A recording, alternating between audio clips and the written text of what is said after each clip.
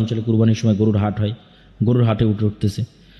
তো উনি উটের খুঁটিনাটি সম্পর্কে খুব অভিজ্ঞ ছিলেন।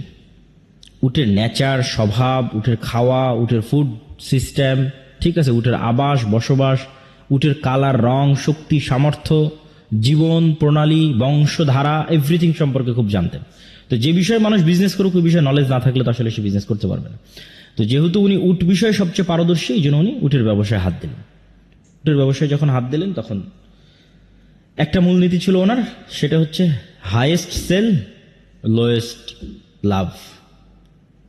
ঠিক আছে, এবং এটা ছিল ওনার সবচেয়ে বড় পলিসি, যে পলিসি দিয়ে উনি মানুষের বিশ্বাসযোগ্যতা অর্জন করেছে এবং ধনী হয়ে গেছেন, কোটি কোটি টাকার মালিক ছিলেন।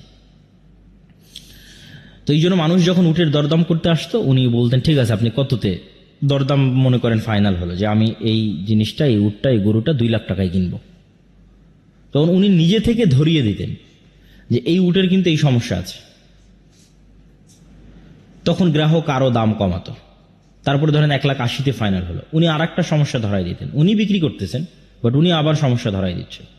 এটার মূল কারণটা ছিল উনি হচ্ছে অল্প মার্জিন লাভে জিনিস ছেড়ে দিতে চান, আর ওই কাস্টমারের বিশ্বাসযোগ্যতা অর্জন করতে চান, যেন ওই কাস্টমার ভুলেও আর সেকেন্ড কারো কাছে উট কোনোদিন ক্রয় করতে না যায়।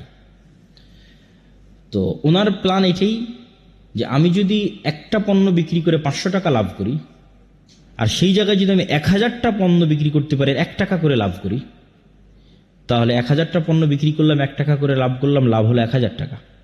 একটা পণ্য বিক্রি করলাম, একটা পণ্যতে 500 টাকা লাভ করলাম, মানুষের বিশ্বাসযোগ্যতা অর্জন করতে পারলাম না। কোনোদিন মানুষ আশেপাশের বাজার তদন্ত করে আমার রেটটা যদি বেশি মনে হয় বা আমার কোনো ফলস ধরা পড়ে, সে আমার কাছে দ্বিতীয়বার আসবে না।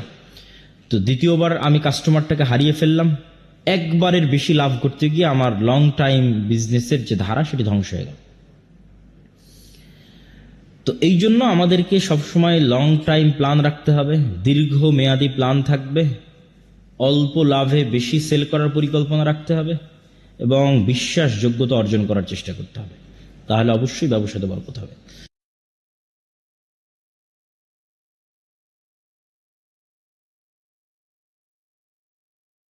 আল্লাহ সুবহানাহু ওয়া তাআলা পৃথিবী সৃষ্টির 50,000 বছর পূর্বে পৃথিবীতে যা ঘটবে তার সবকিছু লিখে রেখেছে। আব্দুল্লাহ বিন মাসউদ রাদিয়াল্লাহু তাআলা আনহু বলেন, মৃত্যু যেভাবে মানুষের দিকে দৌড়াচ্ছে